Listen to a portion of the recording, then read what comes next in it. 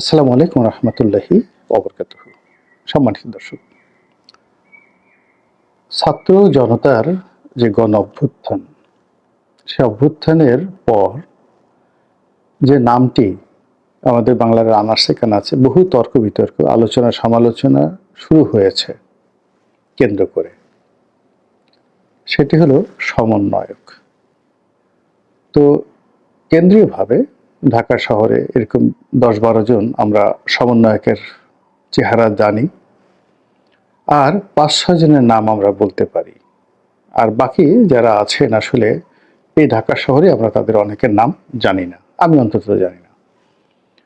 আবার গ্রামগঞ্জে এরকম সমন্বয়ক ছড়িয়ে পড়েছে, উপজেলাতে, ইউনিয়নে, ওয়ার্ডে, সব জায়গাতেই কিন্তু সমন্বয়করা ছড়িয়ে পড়েছে।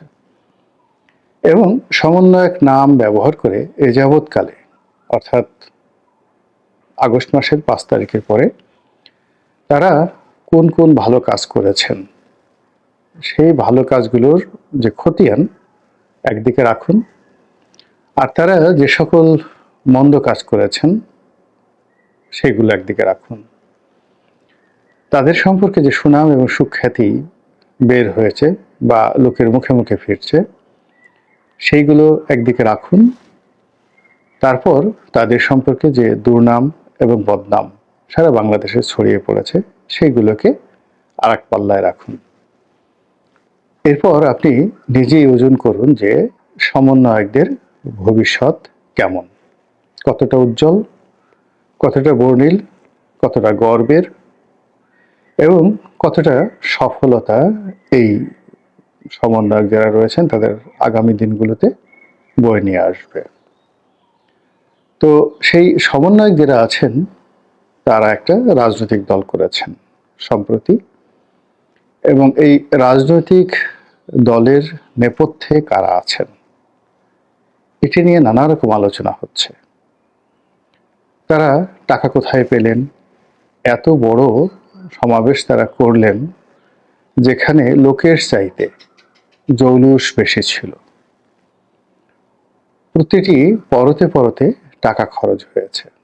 আওয়ামী লীগ, বিএনপি, জামাত, জাতীয় পার্টি থেকে শুরু করে দেশের যে প্রচলিত রাজনৈতিক দলগুলো রয়েছে, তারা যেভাবে এই সমাবেশকে কেন্দ্র করে লোক জড়ো করে, ঠিক একই কায়দায় এই সমন্বয়ক যারা রয়েছেন তারাও লোক জড়ো করেছেন।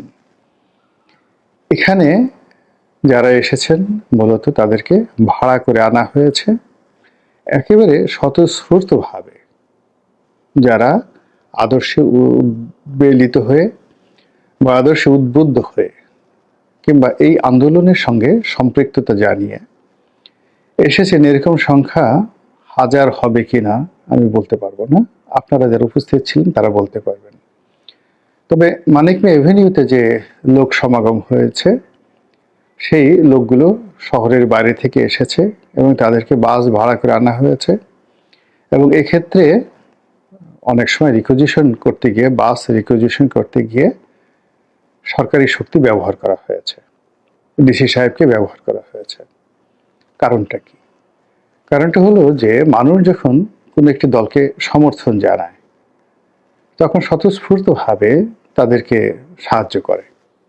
লঞ্চ দিয়ে লঞ্চ মালিকরা সাহায্য করে, বাস দিয়ে বাস মালিকরা সাহায্য করে, এমনকি ভ্যান চালক, রিক্সা চালক, অতীতে এরকম বহু নজির ঘটেছে যে সারাদিন সেই রিক্সাওয়ালা ভোটারদেরকে টেনেছে, কর্মীদেরকে টেনেছে, ঘোড়ার গাড়িতে করে এসেছে, ঘোড়াওয়ালা বা ঘোড়ার যে গাড়িয়াল রয়েছেন তিনি কারোর কাছ থেকে টাকা নিচ্ছেন না। তা আমাদের দেশের রাজনীতির প্রতি এমনই মানুষের আকর্ষণ। আবার যখন রাজনীতির ময়দানে বা রাজনীতির মঞ্চে আকর্ষণীয় পুরুষ থাকেন, দেখতে দেবতার মতো, নেতার মতো, অথবা জাদুকরী বক্তব্যের অধিকারী কোনো নায়ক বা মহানায়ক মঞ্চে মাইক ধরেন। আমরা আগে শুনেছি যে নূরে আলম সিদ্দিকী, তারপর জনাব তুফায়েল আহমদ, তারপর আরও অনেকে, সেই কে এম ওবায়দুর রহমান, শাহ মোয়াজ্জেম হোসেন, ওনারা সবাই অনল বর্ষী বক্তা ছিলেন। বঙ্গবন্ধুর কথা বাদ দিলাম, তার কর্মীদের মধ্যে স্বাধীনতা পরবর্তী বাংলাদেশে আমরা যে কয়জনের বক্তব্য মন্ত্রমুগ্ধের মতো শুনেছি, তাদের মধ্যে বিএনপির আসাদুজ্জামান রিপন ক্যাম্পাসে খুব চমৎকার বক্তব্য দিতেন, অসাধারণ বক্তব্য দিতেন। ছাত্রলীগের ফজলুর রহমান সাহেব অসাধারণ বক্তব্য দিতেন। ওবায়দুল কাদের সাহেবের বক্তব্য খুব আর্টিস্টিক ছিল। আর মূল রাজনৈতিক অঙ্গনে জাতীয় পার্টির মিজানুর রহমান চৌধুরী, বিএনপির ডক্টর বদরুদ্দোজা চৌধুরী, তারপর আওয়ামী লীগের জনাব মানে মেয়র হানিফ সাহেব হিসেবে যিনি সর্বাধিক পরিচিত, জনাব হানিফ অসাধারণ বক্তব্য দিতেন। এর বাইরে মাহমুদুর রহমান মান্না, তার বক্তব্যের জুড়ি মেলা ভার। এই বক্তব্য শোনার জন্য মানুষ, ছাত্রছাত্রীরা রীতিমতো একেবারে মৌমাছির মতো ঝাঁকে ঝাঁকে, মৌমাছি যেভাবে ফুলের মধু আহরণে ফুলের চারিদিকে নাচানাচি করে, তেমনি এরকম বক্তব্য শোনার জন্য তারা যেখানে যেতেন, যদি বিশ্ববিদ্যালয়ে যেতেন, কলেজে যেতেন, জনসমাবেশে যেতেন, সেখানে মানুষের ঢল নামত। যারা আসতেন তারা হয়তো অনেকে সেই রাজনৈতিক মতাদর্শর সমর্থক নন, কিন্তু তারপরও কৌতূহল বশত সেখানে যেতেন বক্তব্য শুনতে। আমি অনেক সময় জাতীয় পার্টির অনুষ্ঠানে গিয়েছি বি চৌধুরীর ভাষণ শোনার জন্য। তারপর জাসদের যাকে বলা হয় সমাবেশে গিয়েছি, তারপরে বাসুদের সমাবেশে গিয়েছি, তাদের ভালো ভালো যারা বক্তা ছিলেন তাদের বক্তব্য শোনার জন্য। একসময় নুরুল ফজল বুলবুল ছাত্রলীগের মধ্যে, যেটা বাকশাল ছাত্রলীগ ছিল, অসাধারণ বক্তব্য দিতেন। ছাত্রমন্ত্রীর জহিরুদ্দিন স্বপন চমৎকার বক্তব্য দিতেন, আমরা তার বক্তব্য শুনতাম। তো এই ছাত্রদের মধ্যে এরকম জাদুকরী বক্তব্য দিতে পারেন এরকম কেউ নেই, যার বক্তব্য শোনার জন্য উৎসাহী হয়ে ছেলে বুড়ো সবাই সেখানে যাবেন। তো কাজেই সেখানে উৎসুক জনতা ছিলেন না। যারা ছিলেন তারা একেবারে দলের ডেডিকেটেড, আর যাদেরকে আনা হয়েছে বাসে করে, অন্য সবাই যেভাবে আনে সেভাবে আনা হয়েছে, এবং তার পেছনে একটা বিরাট অর্থের যোগান দিতে হয়েছে। সরকারি প্রেশার এখানে একটা বিরাট কাজ করেছে। এবং সবার শেষে এই যে একটা অনুষ্ঠান হলো, সেখানে যারা ছাত্রনেতা, তাদের বডি ল্যাঙ্গুয়েজ, তাদের বক্তব্য, এগুলো নিয়ে অনেক আলাপ আলোচনা হচ্ছে।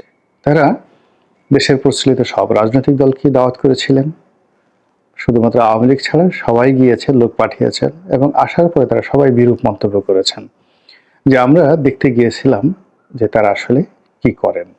ফলে কি হলো, এই যে সংগঠনটির আত্মপ্রকাশ এবং সেই আত্মপ্রকাশকে কেন্দ্র করে যে সংবর্ধনা অনুষ্ঠান এবং যে সূচনা অনুষ্ঠান, এটি জনমনে বিতর্ক সৃষ্টি করেছে, কিন্তু আগ্রহ এবং উদ্দীপনা সৃষ্টি করতে পারেনি। এটি হলো বাস্তবতা। আগামী দিনে তারা কি করবে না করবে, এটি এই শুরু দেখে বোঝা যায়, আর আগে যেটি ক্যাটাগরি বললাম। এখন প্রশ্ন হলো যে এই ছাত্ররা এই দল করলেন, তাদের এই দলের পেছনের নেপথ্যের কারিগর কারা? এটা কি কোনো দেশি শক্তি, বিদেশি শক্তি? এই সংগঠনটির মালিকই বা কে? ওনারশিপ কাদের? তারা বলবেন যে এটার ওনারশিপ জনগণের। এটা একটা বোগাস টার্ম। সকল রাজনৈতিক দলগুলোই করে কি, নিজেদের চিন্তাধারা, তারপরে নিজেদের কর্মকাণ্ড, এটি জনগণের উপর চাপিয়ে দিয়ে বলে যে এটার সাথে জনগণ জড়িত, জনগণ যা চাইবে তাই হবে। আসলে জনগণ কখনোই কেবলমাত্র ভোটের সময় ছাড়া অন্য সময়টিতে তারা মানে এরকম মাথা ঘামায় না। কেবলমাত্র যুদ্ধের সময়, এবার যেমন আন্দোলনের সময় তারা নেমেছে, এরকম কালে ভদ্রে 30, 40, 45 বছর, 50 বছর পর জনগণ রাস্তায় নেমে আসে। সহজে রাস্তায় কিন্তু নামে না। 10 বছরে তো নামেই না, মিনিমাম 20 থেকে 25 বছর পরে জনগণ রাস্তায় নামে। সেই 111-এর সময় নেমেছিল, আবার এই সময় 24 সনে নামলো।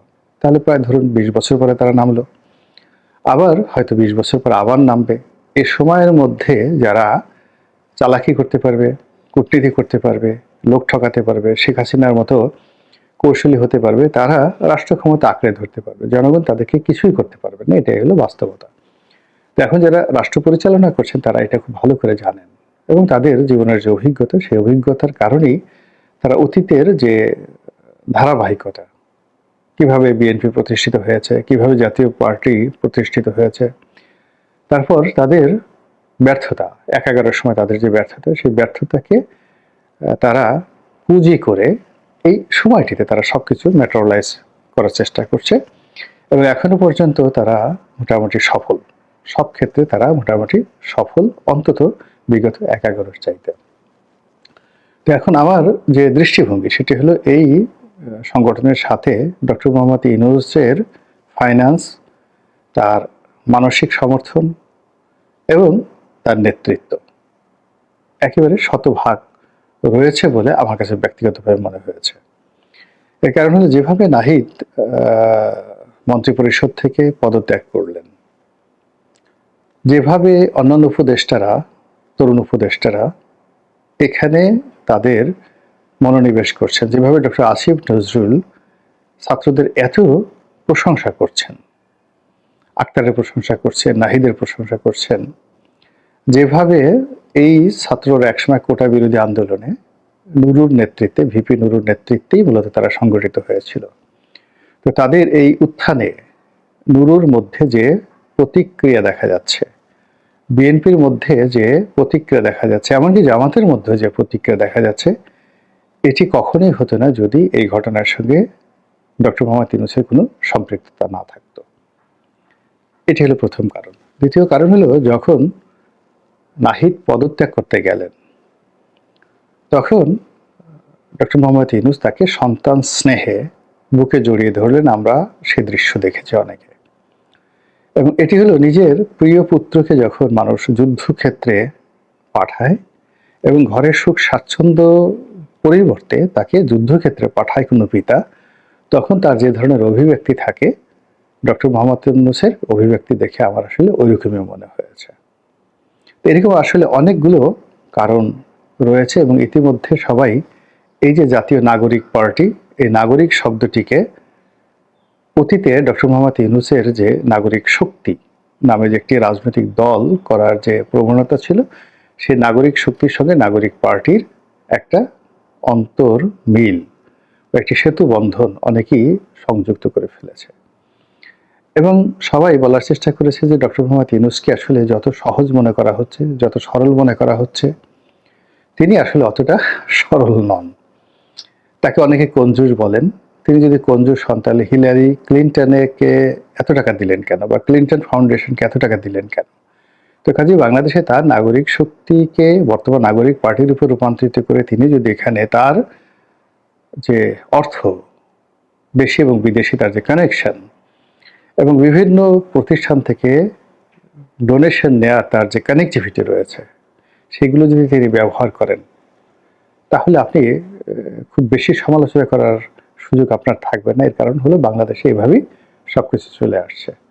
মহান আল্লাহ আমাদের সবাইকে হেদায়েত দান করুন এবং হেফাজত করুন। আসসালামু আলাইকুম ওয়া রাহমাতুল্লাহি ওয়া বারাকাতুহু। আসসালামু আলাইকুম প্রিয় দর্শক, আশা করি পুরো ভিডিওটি দেখেছেন এবং বুঝতে পেরেছেন। বাংলাদেশের বর্তমান পরিস্থিতি নিয়ে আলোচনা করলেন গোলাম মোল্লা রনি, সাবেক সংসদ সদস্য, লেখক এবং জার্নালিস্ট। প্রিয় দর্শক, আজকে তার রাজনৈতিক বিশেষ এই বিশ্লেষণটি আপনাদের কাছে কেমন লেগেছে অবশ্যই কমেন্ট করে জানাবেন। সবাই ভালো থাকবেন, সুস্থ থাকবেন। ভিডিওটি শেষ করছি। আসসালামু আলাইকুম।